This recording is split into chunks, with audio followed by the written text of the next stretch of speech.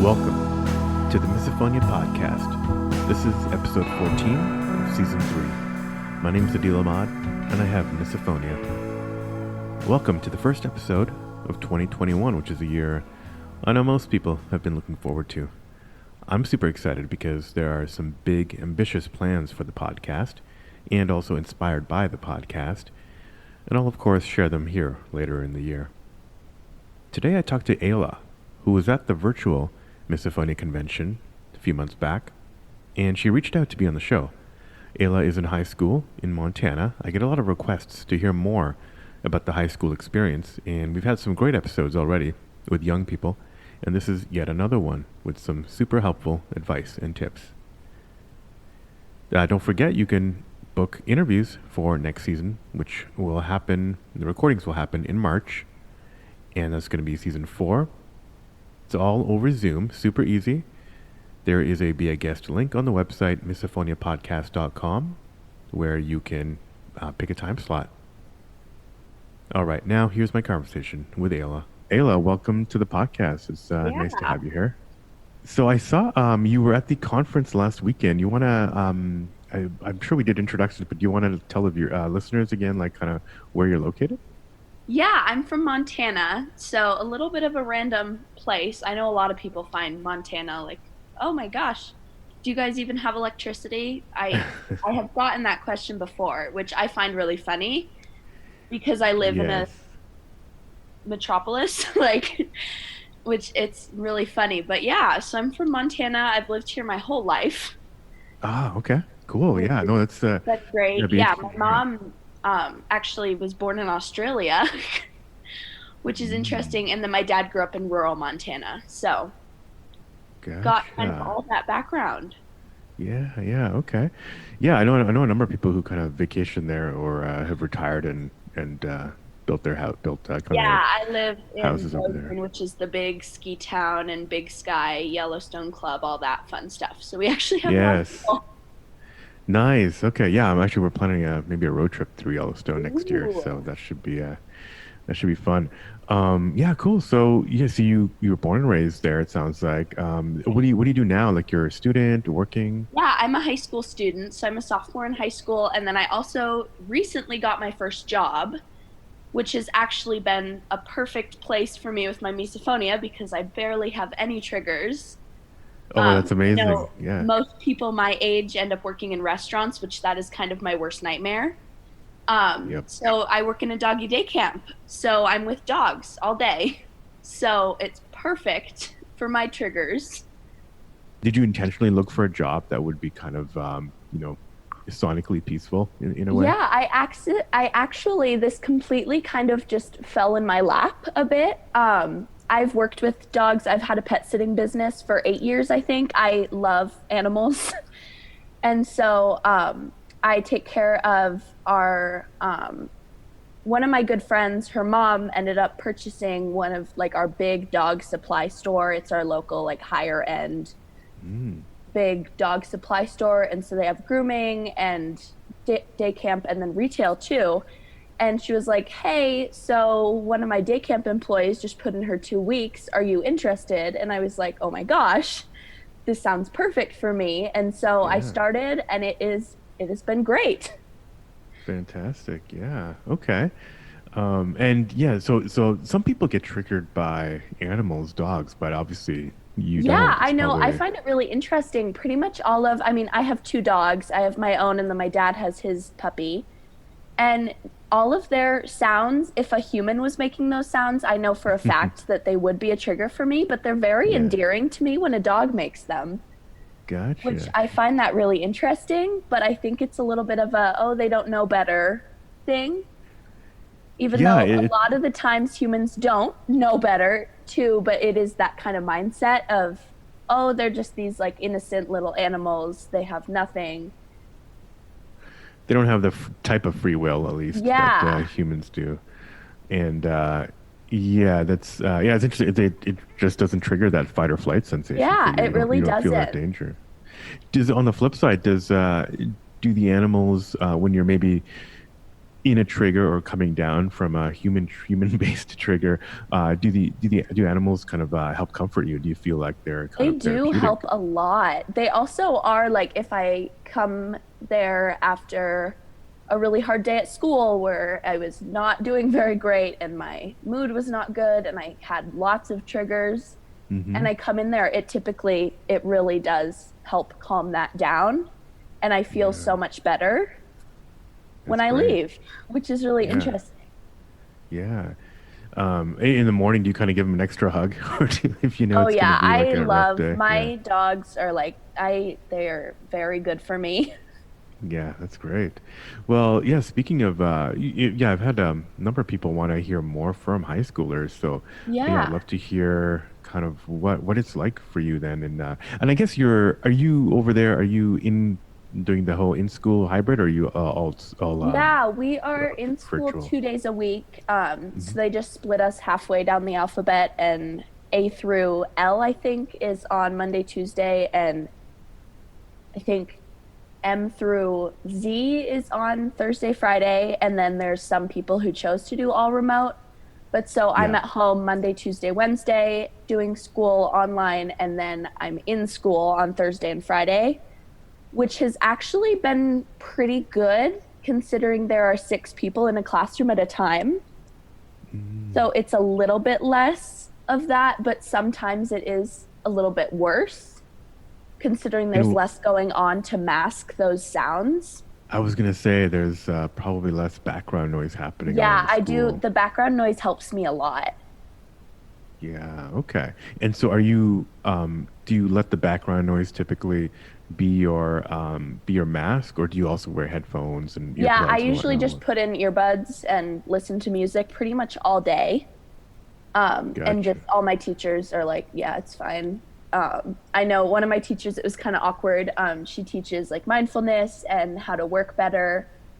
And we did a whole unit on why music is bad for your learning and like why music and headphones are bad for your learning. And I was like, oh, okay, well, I'll do all these assignments. But then I had to email her and be like, hey, Yeah. so actually not having music in makes it harder for me to focus Makes me want to kill because of you. this. Yeah. Yeah. What were some of the I'm just curious, what were some of the points that she made for that music, listening to music and learning were bad? Is Yeah, it I just a know. Well, she had distraction thing? yeah, it is the distraction thing. And then it also goes along with the multitasking, how you're not actually Yeah. multitasking, you're kind of switching in between those tasks. Yeah. And so she was like, and I usually don't even know what songs I listen to during the day. Mm-hmm. I couldn't tell you what playlist I shuffled.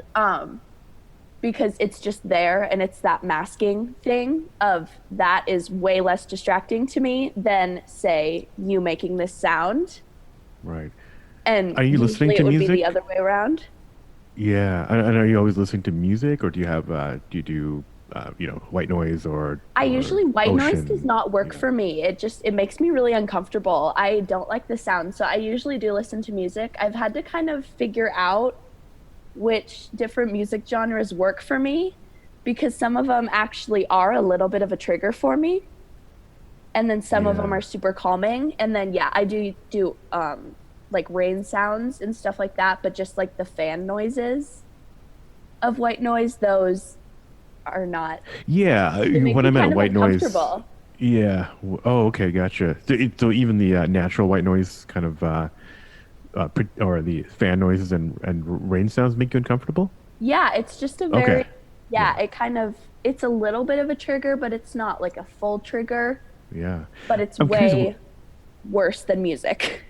Right. I'm curious. What type of genres are triggers for you, and what are not? I'm Yeah, curious. actually rap it's actually a pretty big trigger for me. I used to really love listening to rap because I know my mom has always like she loves 90s rap. And Mm-hmm. so she's always like had us listening to that. And lately it's become more of a trigger for me. And classic rock is it's like one of my favorites Yeah. for it's very calming for me. And then also like R&B. Pop also is a little bit of a it's a little bit I think the fast-paced music sometimes is very like Mm-hmm. It's good for like if you're exercising or something, but when I'm just sitting there or doing schoolwork, it makes me kind of lose focus. I Mm-hmm. do like the slower stuff to just have Gotcha. that sound in the back. And then I've also found different podcasts that are, I've had to kind of search through podcasts to find Yeah. which ones didn't have triggers and which ones did. And there's a few that I absolutely love and listen to all the time while I'm working. Right. And so I've kind of had to figure out the ones with music in the background help a lot. Right. Okay. Gotcha. Yeah. No, interesting. I was curious what types and if there was maybe some commonality, like the way Yeah. some like pop music. A lot of pop music is compressed for the radio a lot, Mhm. and so it's can be kind of it all has kind of the same sound. It can be kind of harsh sometimes. So I'm just curious Yeah, if there's I some it does. commonality there. Yeah, it does. It's very not calming for me. And 90s, yeah, 90s rap definitely there was basically one or two drum machines that were used for the Yeah, entire way. that's So I wondered if that could quite be something. yeah. Cool. So yeah, so you got like six people in the class. Yeah, in some ways it's better, some ways it's worse. How about it like kind of before all this happened, what was it like at high school? Like with everybody around? Was it like how do your friends know about your condition? Yeah, How are you being so treated? that has been quite an interesting thing because I know a lot of kids my age are insensitive about it. So I am pretty cautious to tell people. I'll tell my teachers and be like, "Hey, here's this," because it does affect me a lot in their class. When you tell your teachers, do you talk about the ADA? Do you have to do you talk about ADA accommodations? Bring anything from your Yeah, doctor, or so do you I'm just tell them? actually, yeah, I'm in the process of getting a 504 right now, but it takes a while. We are learning. So Uh, we're in that process, but I just emailed my teachers and was like, "Hey, here's an article about what misophonia is and just this yeah. is what I have and that's it affects me." So Yep. wearing headphones helps me a lot or being able to leave if something does trigger me helps a lot. That's cool. So you don't, you're waiting for your 504, but in the meantime, you're able to, anyone can kind of approach their teachers.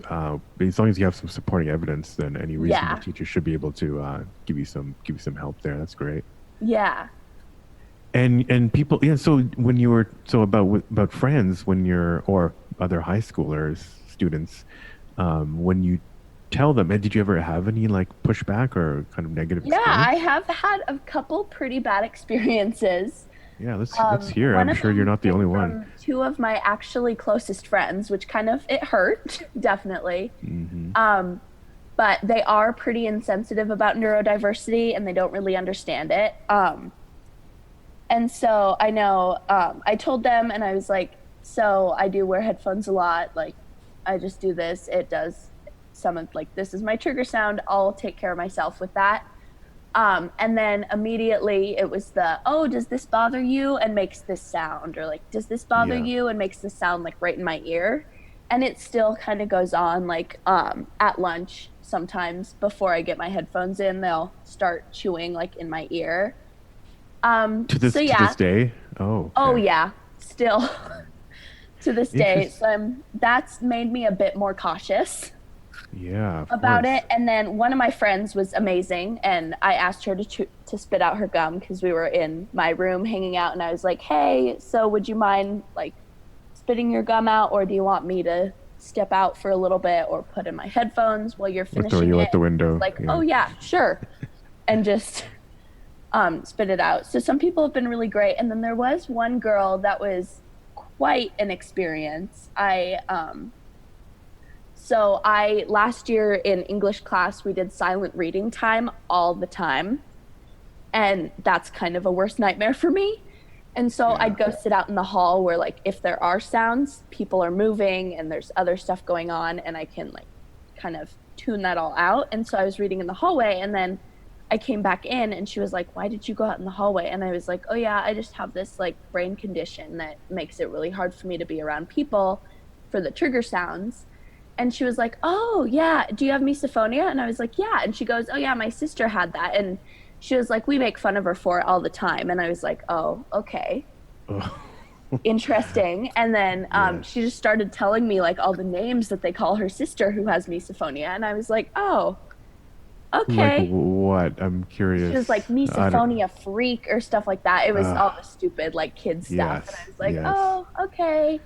And I have learned this year that she is not a good person for me to be around. Not just from that. So yeah, I've had some good Well, experiences and some bad experiences. wow.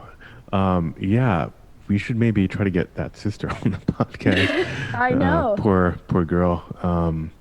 Okay, so yeah, that sounds like yeah. I mean, that's kind of what I honestly I would expect at a high Yeah. school. People that age is just all across the spectrum.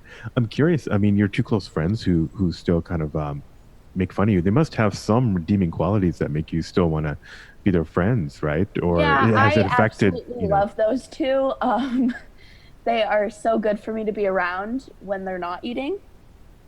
Right. Um, Okay. and we So always have a lot of fun and like they like going on adventures with me and stuff like that. And they are really good people. They just don't really understand some stuff, yeah. which And is it does mainly make the it eating hard. triggers? Yeah. It's mainly the eating triggers then with them, and most of the rest of the time it sounds like it's Yeah. pretty under control. Okay. Okay. Yeah, so why don't we, yeah, why don't we go back a little bit to when you kind of started noticing all this happening? Yeah. So my first trigger was actually a smell. And it was Ah. in sixth grade art class. I was sitting there, and my art teacher pulled out this certain type of eraser, and the smell just made me lose all sense of safety. And I was like, Hmm. what? This is so weird. Like, what? And so every time for the rest of the year that he would pull out those erasers, I had that like loss of safety and that like fight or flight response. And that was really interesting. And then I have never seen those erasers again, and I that has never triggered me ever again. And then it started to be around my parents. They'd be eating, and I'd be like, like this sound makes me really uncomfortable. Yeah. Why? And so I didn't speak up about anything. This was maybe in sixth and seventh grade, and then I was with two of my best friends, and I this was when mukbang videos were getting super popular on YouTube, No idea and what that like is. I'm too where old. people where so like influencers would do it a lot where they'd have one of their friends over and they'd go get food and eat it and just talk about life. Oh, And okay. so we were watching one of those, and I was like, why is this making me so uncomfortable? Why am I feeling like this? Why is all of this emotion coming to me while we are watching this YouTube video that they're both loving? I was like, what is this? And so that was really weird. And I didn't Yeah. really know what was happening. And then my triggers around my parents started to progress a lot, and they still are two of my biggest triggers Yeah, because I am typical. exposed to that a lot. Right. And have you told them? Oh yeah, they know. My mom, both of them have been great about it. Once we kind of figured out what Yeah. misophonia was, Right. we didn't Yeah. know for a long time. We were like, okay. And so I'd kind of just sit at the table, put in some low quality earplugs, and just kind of sit there. And then we did some research, and it turns out there's this thing called misophonia, and that's what I Yeah. have. So it's been quite a little ride. Right. So how did you find out what it was with your parents? Was it kind of Googling around or I actually don't know how my mom figured it out. oh, so she's the one who did. Okay, Yeah, cool. she was the one who figured it out. She was like, I want to know what is happening and why she can't be around me when this is happening, or like why she's having so much trouble sitting near me. Um, and so I think she Googled around and she was like, oh, and then she emailed me this article, and I was like, oh, sounds like exactly what is going on. Yeah. Do And you remember which so article that was? I do You said it. not. It Okay. Yeah. was like years ago. Yeah. I think we figured it out last year, maybe like the beginning of ninth grade, I think, Mm. is about when we figured it out. And I know I didn't speak up for a long time. I was kind of like, this is weird. What's going on? I'll just deal with Right. it. And then Right. I was like, maybe this is actually something that can be explained, kind of. Yeah. No, I think there's more and more articles now, so it is kind of easier. I've talked to people who, have Googled for it like years ago and it was harder to find stuff. And I Yeah. think now there's just more people writing about it, more people talking about it, more people searching about it. So I think Google's able to kind of connect the dots a little bit. So hopefully it's people can figure it out a little bit faster. Um, so then what did your parents to do after you got that knowledge? Was it I maybe know I trying to started look. wearing like nicer earplugs at the dinner table, and now Mm, I usually wear I turn away from them because I do have some visual triggers, and then yeah. or I just go sit on the couch if it's a pretty bad day. I can usually just put in my earplugs and turn away and I'm all good. Sometimes they do try to talk to me, but I can't hear them. But I know we've always done family dinners and like we've always sat with each other at the table. So it was interesting to not be having like conversations at the table. Yeah. Do you have siblings too? No, I'm an only child. Okay. Okay. So yeah, then you just have to focus on those two problems. Yeah. and and the visual triggers are just yeah, those two. And the visual triggers, so yeah, they so it sounded like a flack or like smell was first and then Yeah. sounds are a big one. You haven't been triggered by smell, it sounds like, in a while, right? Since that eraser incident. Yeah, I have not. I don't think I have a smell trigger right now. I Mm, have a touch with just like certain feelings. okay. Okay. Yeah, And I've heard a then, bit about that. Yeah. yeah, and then I have certain words and speech patterns that do really affect me, which I find really interesting. Okay, were you talking about that at the convention? I think I think some people so. were. Yeah, there are certain words. You want to talk about that? Because that's something that I haven't really talked to anybody on the podcast, but I've certainly seen people ask about that on various discussion groups and online groups. So Yeah, curious if you can kind so of I talk do about how have that affects those. you. Yeah, the words are, I know some people do have words that they use a lot.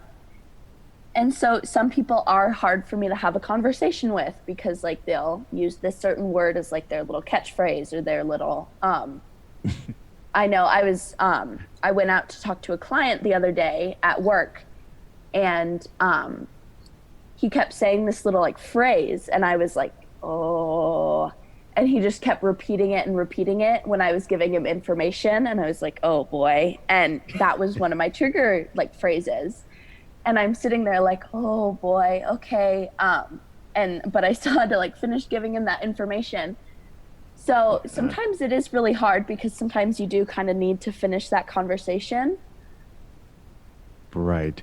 So yeah, so that's another thing that comes up is like having to just power through and for you at least knowing that, you need to finish this transaction. It's going to be over soon.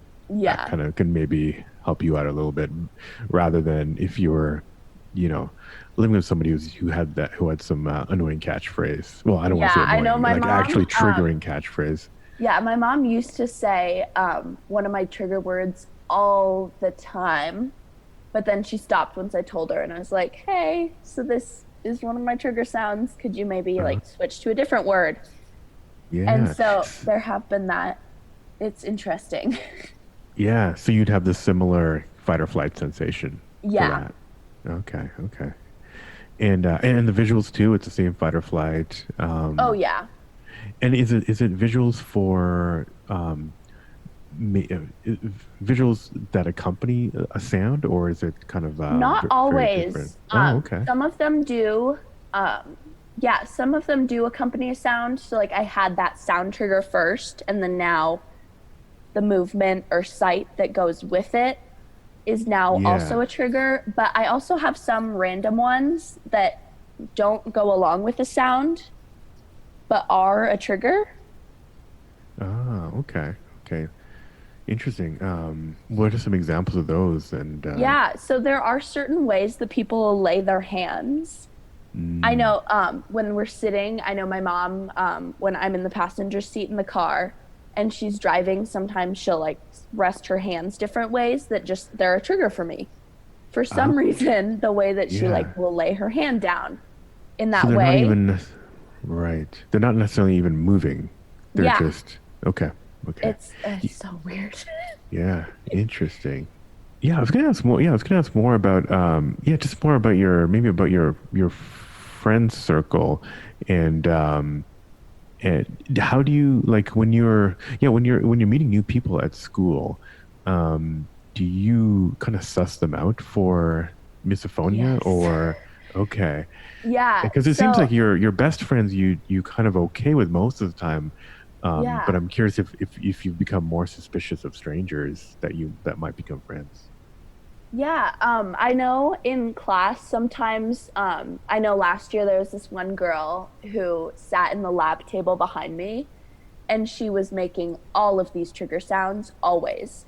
And I would always like swerve around and look and be like, who is that? And I You got remember, that glare down. oh yeah, it was, I probably looked so mean, but, so I'm sitting there and I'm like, okay, well, maybe you're not going to be my best friend. And so it is really interesting. I like sitting at the back of the room because I can see kind of who is making those certain sounds. Yeah, but are you And I afraid of kind them of, that becoming like a visual trigger sitting at the back? I know oh, there's that's often a debate. true. I don't want to give you that. I don't want to Yeah. kind of now make you notice, but yeah, there's always a debate, back or front, and I kind of tend to fall into the well, I haven't been in school in a while, but I tend to fall into the front camp where it's like, well, if you just put some headphones on, then you can kill the sonic triggers and the visual triggers because you're in the Yeah. front, unless your teacher is right in That front of makes you and it's a trigger. But sense. Yeah. I've liked sitting in one of the back corners. So I'm kind of just tucked away back there and I can have my earbuds in and just be there right, and right, sit there. And then I usually don't hear the sounds unless I only have one in because the teacher is giving instruction. And then right. during work time, I just put both of them in and I'm like, okay, and just focus on myself Yeah, and yeah, my work and kind absolutely. of just tune out everything so that I can get work done and that I can focus. Yeah. Um, yeah, so now I remember what I was going to ask. After your parents found out what it was, did they try to get you maybe therapy or an audiologist to see We have somebody? actually been looking into that lately. I've been seeing a therapist for years and years since I think sixth or seventh grade. I actually was very lucky because the first one I met is one that I really vibe with and that she works great for me. And I know some people have to kind of feel out Yeah, different shop people and around. figure Yeah. out, yeah, figure out who works for them. So that's been really nice. But yeah, and so we started, I know, at the beginning of this, when we didn't know what misophonia was, it was a little bit of a witch hunt for what was the culprit of this.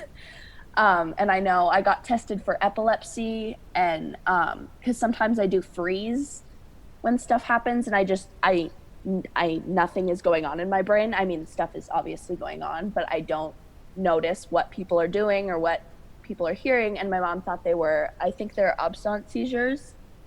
And so I got Mhm. tested for epilepsy, and that was a no. And we were like, okay, what's next? So people thought that you guys thought that your fight or flight, your freezing from your fight or flight possibly could be a symptom of epilepsy. Yeah. And so I got tested Okay, and did all of the interesting. EEG Yeah, stuff, and it was a no. And then, yep, it turns out I have misophonia. yeah. And then, yeah. So the initial therapist that you went to from sixth or seventh grade was to try to figure out what was happening with you in terms of Actually, I miso, went or there did for you have other depression. issues? I Okay, yeah, started having depression and anxiety in about sixth or seventh grade, I think. And then we had misophonia, which my misophonia is very linked to my anxiety in yeah. I was that going to ask my if trigger sounds tend to be worse when I'm having a really high anxiety levels day yeah. rather than when my anxiety is really low. My trigger sounds tend to affect me less. Right. Yeah, I've definitely heard that.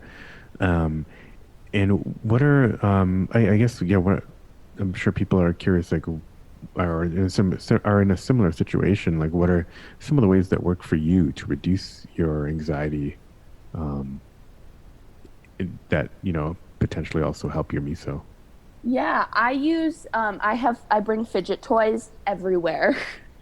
Okay. I keep them in my backpack. They're on my nightstand. I keep them everywhere, and most of them are pretty like low key. I can have them under the table and just play with them. I also like well, healing crystals are also great because they're super smooth, and so they're like that texture is very nice for me to just put in my hand and kind of rub. Oh, And okay. so Yeah. I use stress balls a lot, but just certain fidget toys help me a lot. And then I diffuse lavender and burn lavender incense in my room usually, pretty much all the Well, time because it is very calming aromatherapy. for me. Yeah. Yeah. Okay, very good.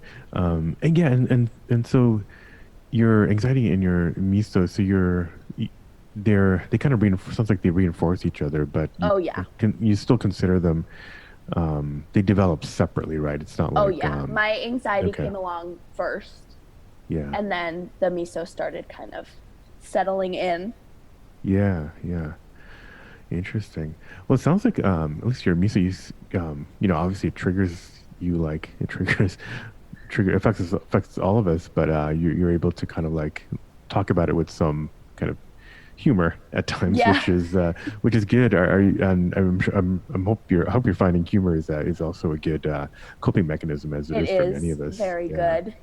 Are you able to laugh about with anybody with your? I mean, sounds like your friends, maybe not because they tend to make fun of it, but are you able to, riff about it with anybody, either in person or A little online? bit. I do. Yeah. I joke with my mom sometimes. I know at first she took it very personally.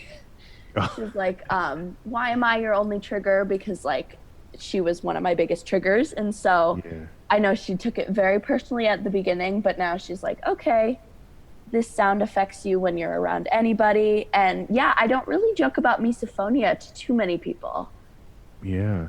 Well, that's what the beauty of things like the convention are, or I even know like, it was amazing. That was my first time like actually having a conversation with somebody hmm else who has misophonia. yeah, it's surreal, and yeah, I think it's even more surreal in person just to kind of be around all these people. Yeah. Yeah, I'd recommend doing that at some point. Online as well. Have you kind of done joined any of the groups, regional group? I know some of the big groups are kind of overwhelming, but Yeah, I haven't yet. We're gonna yeah. look into that because I think that would be really good. There are now a number of high schoolers that have come on. I don't know, I might round you guys all up in an email thread or Yeah. something, and just be like, hey, why don't you guys, if you wanna chat, here you go. Maybe start a little community for different age groups Yeah. through the show. That might be useful. Um, but no, that's interesting. Yeah, humor is definitely uh, a good coping mechanism. It's good to It have people is. to talk to about that. I'm curious about now your dad. So you said your mom kind of found this out for you and you've been talking to her about it. How has he done? Has he just kind of been, okay, He's a funny guy. We bond a lot over construction projects and oh, like okay. Yeah. redoing my room or stuff like that. And so he was very like, but I think he So you're does saying he's have kind it of an a old little school. bit. Oh, okay. He's really Yeah. funny. I My mom, she was like, I have never had any sounds that affect me, but my dad does have a few little things that do seem to kind of trigger him. So I do wonder if he has a little bit of like low scale misophonia, Right. which is really funny. But I know he's very like, okay, cool. I'll just not make this sound around you. I'll Yeah. try. You can wear What your about, earbuds when you're in the car or whatever. yeah. So we're recording this like, in October, and with holidays coming up, I'm curious, like, do you have certain rituals or escape plans around extended Yeah, family if you see them? oh boy. My extended family is a lot. We pretty much only see my mom's side and they are quite something. Very loud, very like up in your face. They're all lovely people, but sometimes I know both my dad and I we wilt very quickly when we're around a lot of people. and we get Mm-hmm. super overwhelmed and we usually need some space. And so usually my dad and I just escape. We stay at my grandmother's usually when we go down to Denver to visit everybody over the Mm-hmm. holidays. And we usually just, we get the whole basement to ourselves of my grandmother's house. And we just, if my dad and I need time, we usually just go down there. I'll watch a show or something and then go back up and Yeah, figure recharge and that come out. back up. Yeah, Yeah. that's a great. That's kind of an ideal situation. Have your own Yeah, it floor. definitely is. I know we have, we're planning a whole big family trip to Grand Lake, Colorado next year, all renting a cabin to stay in. Like it's a big like Oh, house for us one. all to Okay. stay in together. And we were, Uh, my dad and I were like, oh boy. So we're thinking to rent out another little place for my family to stay in yeah, so that we yeah. can kind of separate a little bit and hang out with everybody, but also have our own little space because it is really hard for me to spend a ton of time around everybody. Right, right. Yeah, that's the classic dilemma Yeah. of for anyone is yeah, how do you deal with those large family situations? But at least like you can plan ahead, like your dad and yourself are doing. Well, yeah, I'm curious now. I guess maybe we should start to wind down a little bit. But I'm curious if you have anything that you want to tell people. I know there's a lot of high schoolers that are interested in hearing about other experiences from other high schoolers. But yeah, curious if you have any message or you want to tell listeners anything. Yeah, it really sucks. Yep. Oh my gosh, it sucks. But it actually my like learning how to control it and kind of how to figure out like what works for me and what doesn't. It's been a lot of trial and error for me of like searching through different TV shows because I love watching shows and movies. But some shows do have a lot of trigger sounds for me. And so like I found a few shows that I absolutely love and that I can watch to kind of unwind, and certain music that I like and certain podcasts that I love. And then also like teachers. I know I walked into my eighth grade guidance counselor's office and was like, so I think my mom figured out what I have. Do you have any like input on this? And she goes, what is that? Like that doesn't exist. And I was like, oh, is this not valid? Like it's valid. Yeah. Just not Right. everybody knows about it, which is really interesting because I did have that moment of like, is this like, should I just let it go? Or like Yeah. what? Because should I just deal with it, or like people are telling me to, or what?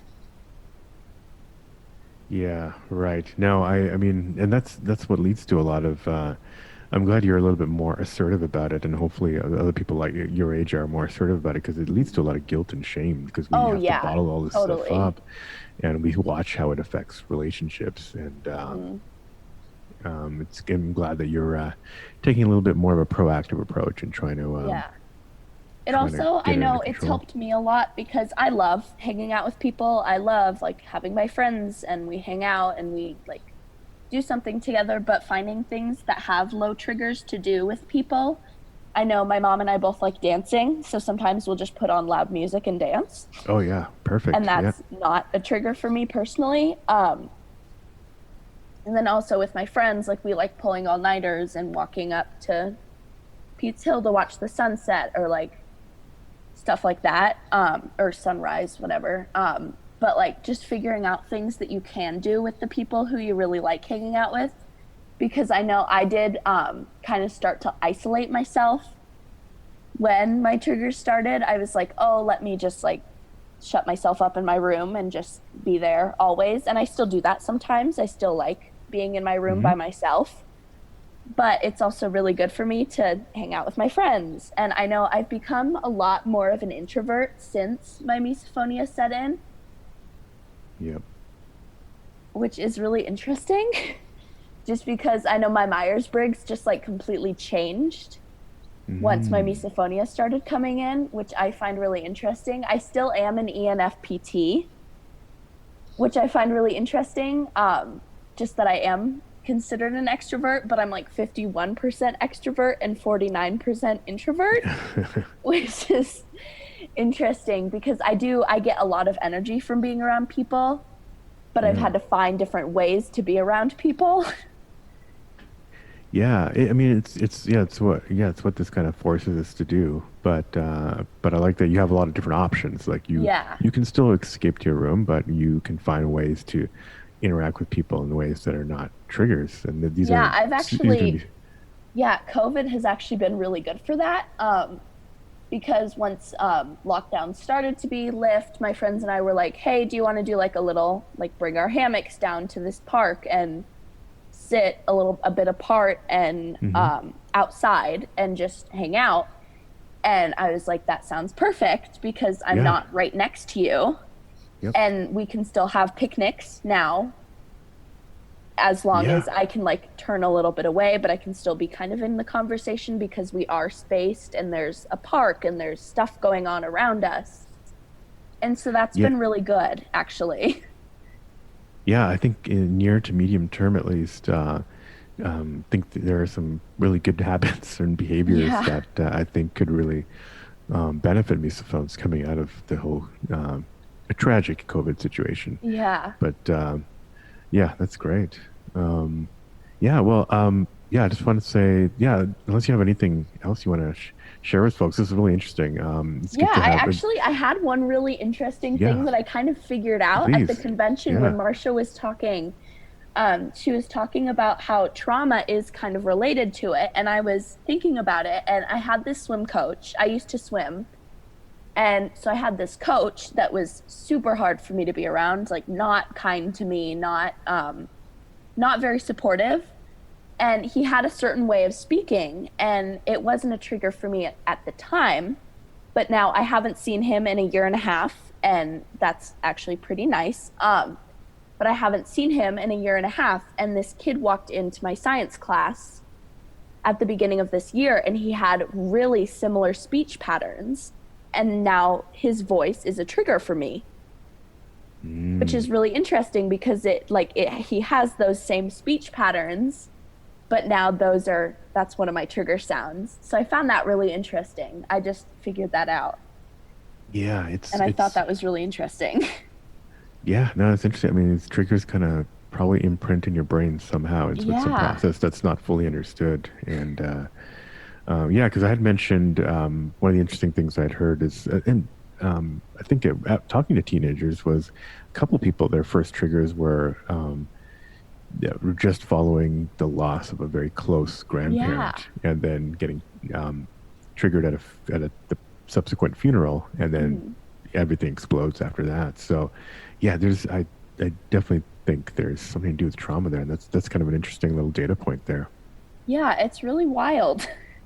Yeah, well, thanks again, Ayla, Yeah, for thank you for coming on. having me. It was good to see you at the convention. It'd be great to have everybody in person I at know. I another hope we one can do coming up. that. Yeah, but yeah, no, it's great to hear your story, and I think this will help a lot of people, especially high schoolers, young people who I hope are getting a lot more information than us old people did back when we were Yeah. struggling. So it's very inspiring to hear that you're able to start coping with it early. So thank you for sharing that.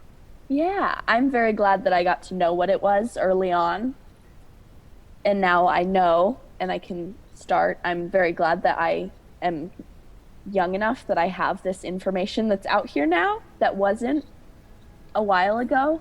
Yeah, I'm glad that your career is starting off on a good foot. That's Yeah, me important, too. and yeah, that's inspiring too. For a lot of people are freaked out about jobs, so Yeah. that's great. Hopefully that continues for you. Yeah.